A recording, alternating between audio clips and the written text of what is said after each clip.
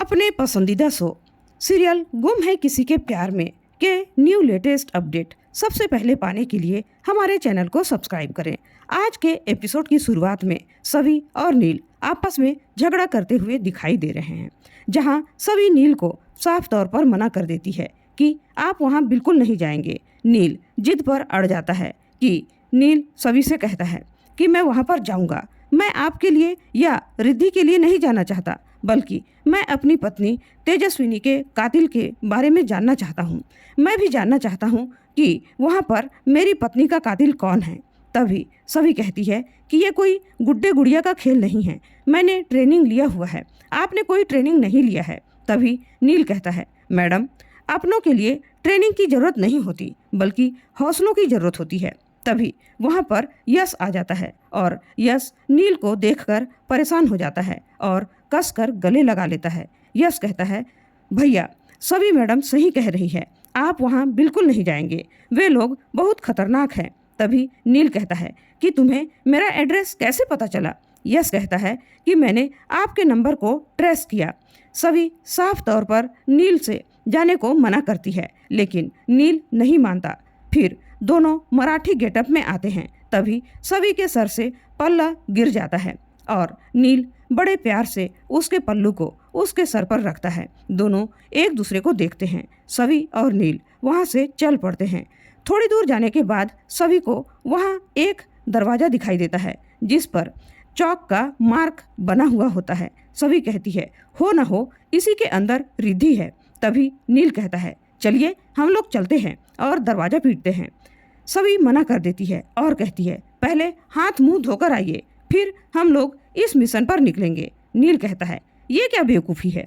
सभी उससे कहती है, हमारे डिपार्टमेंट का ये रूल है, आपको रूल तो फॉलो करना ही पड़ेगा। और वह नील को बाथरूम भेज देती है। जैसे ही नील बाथरूम के अंदर जाता है, सभी अंदर से लॉक कर देती है। नील दरवाज़ा पीटता रह जाता है, लेकिन सभी गेट नहीं खोलती और कहती है, मैंने आपको पहले ही कहा था ना कि आपको यहाँ नहीं आना चाहिए था। आप जबरदस्ती मेरे पीछे आ गए हो, लेकिन मैं इस मिशन पर आपको लेकर नहीं जा सकती, क्योंकि रिद्धि की जान मुझे खुद अकेले ही बचाना होगा। मैं आपकी जान को खतरे में नहीं डाल सकती। यह कहकर सभी वहाँ से चली जाती है। सभी दरवाज़ा पीटने की कोशिश करती है, फिर सोचती है दरवाज़ा पीटने से ये लोग सतर्क हो जाएंगे। सभी एक वेंटिलेटर के तरफ अंदर घुसती है। नील वहाँ पर कोशिश करता है अपनी गेट को खोलने का, लेकिन नील से उसका गेट नहीं खुल पाता। तभी नील बहुत ज़्यादा परेशान हो जाता है और कहता है, सभी मैडम आपने ये बिल्कुल सही नहीं किया। सभी वेंटिलेटर से किसी तरह रूम के अंदर जाती है तो वहाँ पर उसे कुछ गुंडे दिखाई देते हैं। सभी उस गुंडे के साथ भिड़ जाती है। रिद्धि बहुत ज़्यादा परेशान हो जाती है और रिद्धि मारुति से कहती है कि तुम यहाँ से भाग जाओ, मेरी भाभी आने वाली है। मारुति कहता है, तुम्हें कैसे पता चला तुम्हारी भाभी यहाँ आने वाली है। रिद्धि बताती है कि मैं तुम्हारे फ़ोन से उनको लोकेशन भेजी थी। तभी मारुति बहुत ज़्यादा गुस्सा हो जाता है, लेकिन रिद्धि कहती है, तुम यहाँ से चले जाओ। मारुति अपना सर पकड़ लेता है। दूसरी तरफ नील किसी तरह दरवाज़ा तोड़कर बाहर आ जाता है और वह सभी के पास जाने के लिए तैयार होता है।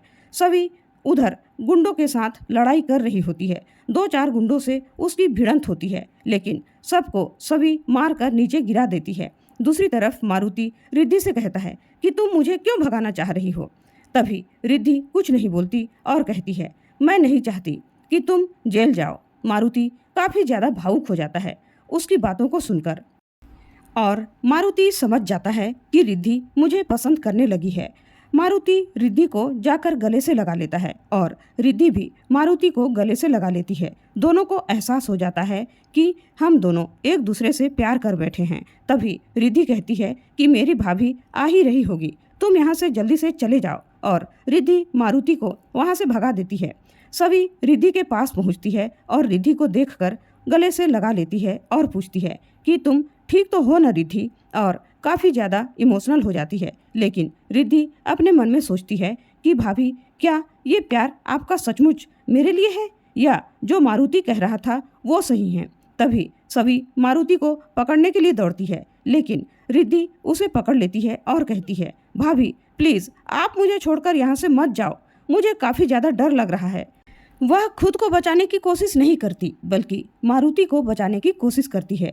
तभी वहाँ पर एसीपी नितिन आ जाता है और एसीपी नितिन सभी को वहाँ देखकर चौंक जाता है। तभी सभी कहती है कि मैंने ही आपको कॉल किया था कि यहाँ पर शराब का धंधा चल रहा है और आप एकदम सही समय पर आ गए हो, जैसे हमेशा आते हो। उसके बाद नितिन समझ जाता है कि यह अपनी ननद को छुड़ाने के लिए यहाँ आई थी। दूसरी तरफ नील अपने गेट को खोलकर बाहर आता है और उसे मारुति टकरा जाता है। नील मारुति का पीछा करता है और जैसे ही नील मारुति का पीछा करता है, मारुति खुद को बचाने के लिए नील पर गोली चला देता है। जैसे ही गोली की आवाज़ आती है, सभी चौंक जाती है और सभी उसका पीछा करती है।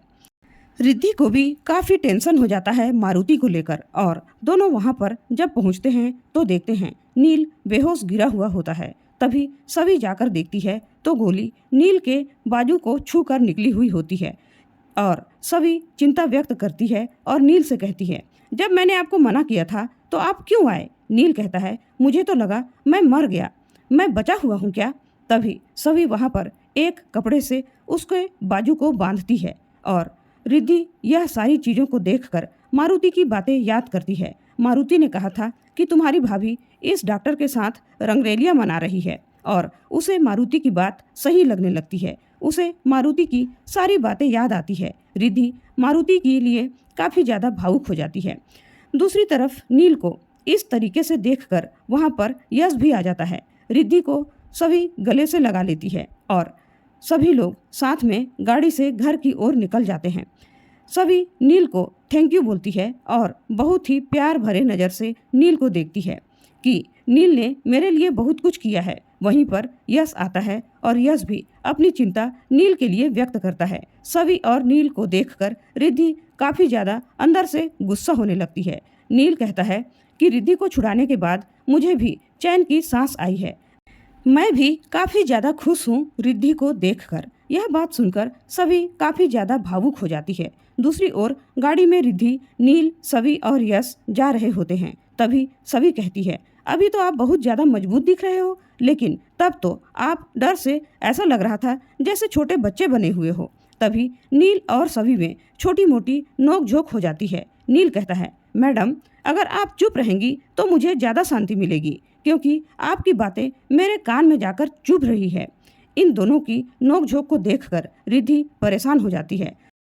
दूसरी तरफ भाग्यश्री अमेरिका जाने के लिए तैयार होती है। तारा से कहती है कि बच्चों का ख्याल रखना। तारा कहती है, मम्मी आपकी तबीयत ठीक नहीं है, आप अपना ख्याल रखना। तभी भाग्यश्री कहती है कि अपना खून अपना ही होता है।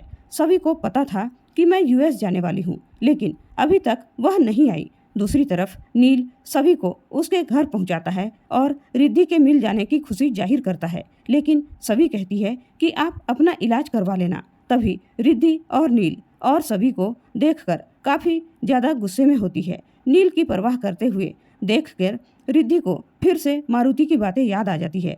रिद्धि को नील सभी अपने साथ ले जाने के लिए जैसे ही घर ले जाने की कोशिश करती है, रिद्धि सभी का हाथ झटक देती है और नाराज़गी व्यक्त करती है। दूसरी तरफ डोरबेल बजता है तो तारा कहती है, नाम लिया और शैतान हाजिर। तारा जाकर गेट खुलती है और वहाँ पर रिद्धि को देखकर तारा काफ़ी ज़्यादा शॉक्ड हो जाती है। तभी रिद्धि तारा को गले लगा लेती है और भाग्यश्री रिद्धि को देखकर काफ़ी ज़्यादा भावुक हो जाती है। और आज का एपिसोड यहीं पर ख़त्म हो जाता है। अगले एपिसोड में देखने को मिलने वाला है कि सभी और नील जो स्विट्जरलैंड में पार्टी वाला सीन था, वह सीन परिवार के सभी लोगों को देखने को मिलेगा। और तारा कहती है कि मेरा भाई मर गया और तुम्हें रोमांस का सूझा हुआ है। तभी यह सीन देखकर सभी भी शॉक्ड हो जाती है और सभी किसी को बता नहीं पाती। भाग्यश्री आकर बच्चा छीन लेती है सभी से और यहाँ पर लीना कहती है कि अपने पति को तो खा गई, अब मेरे बेटे पर डोरे डाल रही है।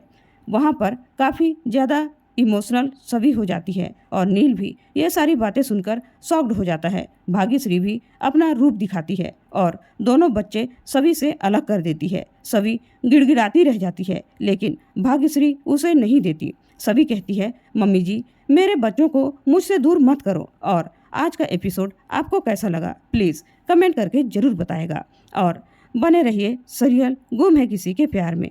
और नेक्स्ट एपिसोड पाने के लिए हमारे चैनल को सब्सक्राइब करना बिल्कुल भी ना भूलें।